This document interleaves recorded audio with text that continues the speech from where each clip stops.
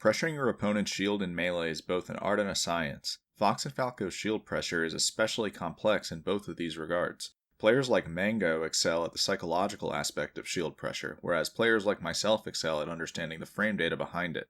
Ultimately, both sides of the coin are equally important.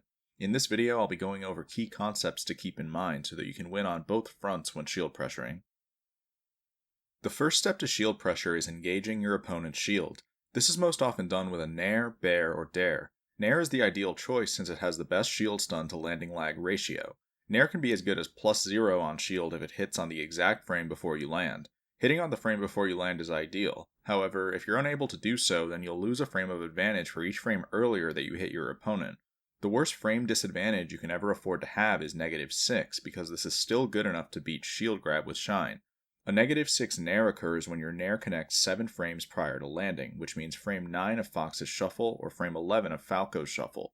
Nairing your opponent's shield any earlier than these frames can always be considered a mistake, and against characters that have faster out of shield options than shield grab, you'll have to Nair even later in order to win. Compared to Nair, Bair can only be as good as -2. Falco's Dare can only be as good as -2 as well. The same concepts apply here in that each frame earlier that you hit with these moves equates to one less frame of advantage. Because these moves are -2 at best, the window to remain -6 or better is 2 frames smaller than Nair's window as a result.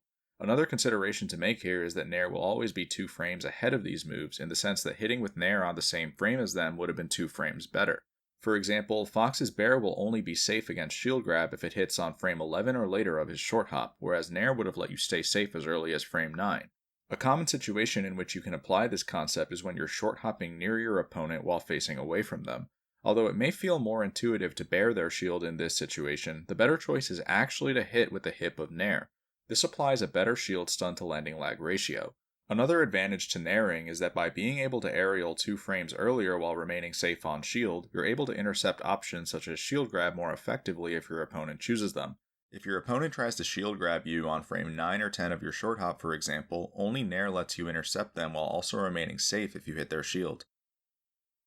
Although Nair has the advantages I listed, there are benefits to Dare as well. Most notably, Dare will punish out of shield options harder because it counters ASDI down, and so you may want to opt for Dare despite the fact that it's worse if it hits your opponent's shield. Falco's Dare is straightforward in this regard, whereas Fox's Dare is quite complex. In my last video, I listed the steps you'll need to follow in order to hit your opponent's shield with a -6 Fox Dare. A -6 Fox Dare requires you to hit your opponent with an unstale inner hitbox on the exact frame before you land. This is done by inputting Dare on frame 2 of your short hop such that it aligns perfectly. Fox is then able to shine his opponent and beat their shield grab. As Fox, you'll want to follow these steps so that you can threaten your opponent's shield and out of shield options simultaneously with Dare. The last option worth mentioning is engaging your opponent's shield with a laser. Believe it or not, laser is capable of being as good as +3 on your opponent's shield due to its low landing lag and favorable shield stun calculations. This is much more useful as Falco than as Fox because Falco's laser will apply hit stun if your opponent leaves their shield. Laser provides Falco with a great way to compensate for the fact that his short hop takes longer to complete than Fox's by giving him access to a massively frame positive way of engaging a shield. The next subject to go over is why frame advantage is important. For the most part, frame advantage is needed so that you can beat your opponent's out of shield options with a shine. I've covered the fact that shield grab is a universal option which makes it so that you can never afford to be worse than -6. However, there are plenty of out of shield options that come out faster than shield grab that you'll also need to be wary of. The most threatening ones are Fox and Falco's shines out of shield, which come out on frame 4 and 6 respectively. These two options offer little to no counterplay, and so you'll have to avoid getting hit by them. Samus's up B out of shield, on the other hand, is good at letting Samus escape the situation on frame 5, but doesn't pose nearly as much of a threat. Other than that, there are several other moves that come out on frame 6. These moves aren't as threatening as they appear because they can be mitigated by option selecting ASDI down or ASDI down tech. At the end of the day, the most important out of shield options to beat are the 2 shines out of shield and shield grab. As we've seen, both Spacies have their ups and downs when it comes to shield pressure. However, both Spacies also have consistent goals in mind. The main goal both Spacies share is getting their opponent to concede to taking a shine on their shield. This leads to a rock, paper, scissors situation that is rigged in favor of Fox and Falco if they know how to make the most of it. If Shine is unstale and Fox or Falco jump out of it frame perfectly, then Fox will begin acting 2 frames before his opponent, while Falco will begin acting 3 frames before his opponent. However, Fox's Shine will lose a frame of shield stun if it's stale at all, and so it's reasonable to assume that Fox will only be a frame ahead of his opponent, whereas Falco will be 3. This differential usually cancels out because Falco has 2 more frames of jump squat than Fox, and so options such as aerials and wave dashes will be equal in terms of frame positivity. However, Falco will retain an advantage over Fox during Shine Grab specifically because jump cancelled grab doesn't require jump squat to complete. Falco should have no trouble beating his opponent's shield grab with Shine Grab, whereas the inputs needed for Fox to do so are more frame tight.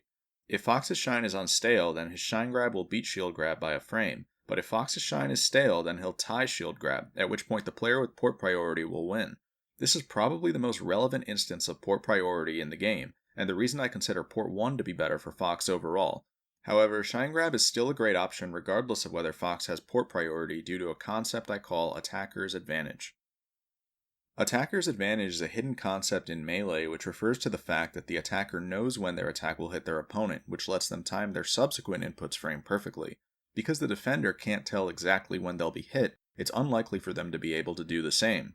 To show you how Fox can use Attacker's Advantage to increase his odds of winning the Shine Grab vs Shield Grab situation, consider what happens when Fox hits his opponent with a +0 Nair. From here, there is no need for Fox to shine his opponent on the first possible frame, as he actually has 6 different frames to choose from before he can be shield grabbed. If Fox deliberately mixes in later shines that are still within the window that keeps him safe, it'll make it difficult for his opponent to time a frame-perfect shield grab in response. This gives Fox's Shine Grab good odds of winning even if he doesn't have port priority. Shine Grab is ultimately the reason the On-Shield RPS is heavily rigged in Fox and Falco's favor. There are very few things that threaten to beat this option, especially if you pair it with ASDI down as well as a tech input if necessary. The same out-of-shield options as before are the ones to be concerned with, but you can give yourself insurance against most of these options by option selecting the defensive mechanics I just mentioned. Shine Grab can confidently be attempted against Sheik, for example, and at worst her Nair out of shield will neutralize the situation if you know what to do. After realizing that their odds of contesting your Shine Grab aren't good, your opponent will surely begin to roll. Although roll poses no threat to your Shine Grab, the fact that it lets your opponent reset the situation isn't good either. This is where wave dashing out of Shine comes into play. If we rewind to the point where your Shine initially connects on your opponent's shield, a wave dash can be used to follow and punish roll. Short hop lasering out of Shine serves a similar purpose if you're playing Falco in that it lets you follow roll as well. However, both wave dash and short hop laser will leave you vulnerable to shield grab and other out of shield options, and so they're best used as reads. I should also mention that another benefit of wave dashing out of Shine is that it lets you convert your Shine if it connects. If your opponent intentionally or unintentionally gets hit by Shine, your Shine Grab will whiff, and so you'll need to mix in wave dashes to account for this outcome. Finally, one last reason to wave dash is to beat out 22-frame spot dodges. Fox and Falco players will commonly spot dodge Shine to beat Shine Grab, and it's even possible for Sheik and Ice Climbers to beat Shine Grab by spot dodge grabbing. Wave dashing after Shine lets you easily beat these options. To recap this chapter, the basic Shine On-Shield RPS consists of using Shine Grab alongside option-selected ASDI down inputs and tech inputs to give your opponent bad odds at beating your Shine Grab. You may also want to consider varying your Shine timing to make your Shine Grab even less contestable. From there, you can afford to occasionally wave dash in order to read your opponent's roll attempts or convert shines that connect. Wave dashing also lets you beat 22-frame spot dodges, which pose a threat because of the fact that they can be buffered framed perfectly with the C-stick regardless of when you time your shine. Now that we've gone over the basics of the Shine On-Shield RPS, let's go over some more advanced concepts. This chapter will cover when and why you should double shine. Many people mistake double shine as a flashy and unnecessary technique, but it's actually a cornerstone of the endgame metagame. Fox and Falco have some overlap in terms of when and why they should double shine, and they each have their own unique reasons as well. One of the most important reasons you need to be able to double shine as either Spacie is to win against Fox's Shine Out of Shield. Fox's Shine Out of Shield is distinctly fast enough to pose a threat to Shine Grab if the Fox player is skilled, and so you'll need to know how to double shine in order to shut down this option. Falco's Shine Out of Shield is also capable of beating Shine Grab, although it's less likely to do so due to its reduced range and slower startup. Still, you can't afford to get hit by Falco's Shine Out of Shield either, and so you'll need to mix in double shine against the skilled Falco player. The other reason to double shine has to do with shine being the best way to punish your opponent in certain situations. As Fox, shine is a devastating punish against characters who can be wave shined, and as Falco, shine is arguably the best punish in every situation. This can make it tempting to try to punish options such as shield grab with double shine instead of shine grab. Another advantage, which is mostly Falco specific, is that double shining unlocks the ability to perform a tri-jump air dodge, which is a technique that I discussed a few videos ago. Tri-jumping after a JC shine is a trick that lets you bypass jump squat, which leads to abnormally fast shield pressure in Falco's case. Although tri-jump pressure is unsafe, it's difficult to punish in practice due to how blindingly fast it is. To recap this chapter, double shine is an essential technique for multiple reasons. Double shine lets you beat shine out of shield, and it also lets you punish your opponent harder than grab does in certain situations as Fox, and in just about every situation as Falco. Falco also gains a unique advantage in the form of tri-jump air dodging whenever he double shines. As you can tell by now, the Spacies vs. Spacies matchups are by far the most complex in terms of the number of options available to both players. The perfect example of how deep these matchups are is the thought process that goes into a double shine grab. A double shine grab has merit because it counters multiple Spacies-specific options at once. As we've established, the possibility of a shine out of shield beating your shine grab forces you to know how to double shine, and the possibility of a spot dodge shine creates even more problems. Double shine grab gives you the highest odds of winning an exchange by beating not only shine out of shield, but also spot dodge by killing just enough time for your grab to align such that it punishes spot dodge's vulnerable frames. Believe it or not, there's still even more to consider here. Although double shine grab is good for ensuring that you win the situation, it's outclassed in terms of its ability to punish the opponent when your shine connects. If you anticipate that your opponent will shine out of shield, for example, then the best choice is to double shine wave dash forward so that you can convert your punish. I should also mention that none of these options are foolproof, as your opponent can just as easily anticipate that you'll double shine and save their shine out of shield for afterward. This goes to show just how advanced the RPS game is within the Spacies vs. Spacies matchups. Even triple shine has merit once the metagame fully evolves because it fully shuts down your opponent's ability to shine you out of shield.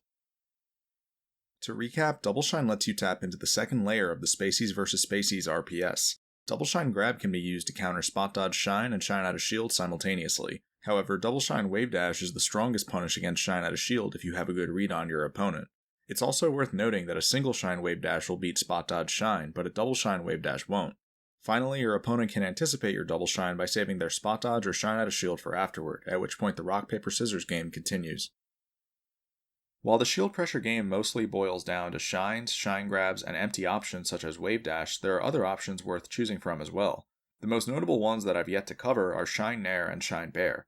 These options are capable of beating shield grab by a frame even when your shine is stale, and so they can't be overlooked. However, I recommend waiting until your opponent is at Tumble % before using shine nair or shine bear, as their reward isn't so great before that. I also recommend drifting away from your opponent after choosing these options, as you'll be unsafe otherwise. Another option you can choose is empty short hopping out of shine. Shorter characters are especially vulnerable against this option, as their shield grabs will go underneath you once you're in midair. This is great for setting up deep aerials that have very favorable frame advantage. Finally, a Fox-specific option that's worth considering is empty full hopping from shine. This is good because of Fox's convenient full hop height. Tap jump makes it easy to perform this full hop frame perfectly and avoid shield grabs. From there, you'll be in position to perform a falling up air, which is a rare but powerful option. To recap this video, there are several stages to the Spacies shield pressure tree.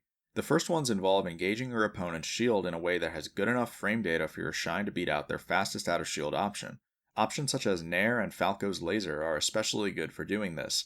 From there, it's important to know how to rig shine grab in your favor by option selecting defensive mechanics such as ASDI down and tech inputs. Fox should also vary his shine timing and take port 1 to help ensure that his shine grab doesn't lose to shield grab. After establishing that your shine grab has good odds, you'll want to mix in wave dashes in order to punish your opponent's rolls and convert shines that connect. Wave dashes are also good for punishing 22 frame spot dodges. The next option you'll need to add to your repertoire is double shine. This option is needed in order to beat Fox's shine out of shield, and Falco's shine out of shield to a lesser degree. Double shine can also be tempting for the sake of getting a better punish than grab in certain situations, and for being able to tri-jump in Falco's case. Advanced options such as double shine grab, double shine wave dash, and triple shine also have merit when the Spacies vs. Spacies matchups are played at the highest level. Finally, shine nair and bear are great once the opponent is at Tumble %, or better yet, kill %. These options are capable of beating shield grab by a frame even when shine is stale, and will usually be safe as long as you drift away. Shine short hop is another good option against shorter characters because they won't be able to shield grab you once you're in the air. And finally, shine full hop is a good option in Fox's case because it beats shield grab with ease. All in all, pressuring your opponent's shield as Fox and Falco is an art as well as a science. The information we've gone over is essential, but you'll need to have a good read on your opponent in order to apply it. Being able to gauge your opponent's tendencies is just as important as knowing the numbers.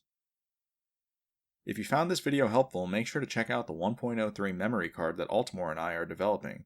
1.03 will provide the definitive Melee experience for just $9.99. Pre-orders are available at box.com and will ship in time for Melee's 20th anniversary.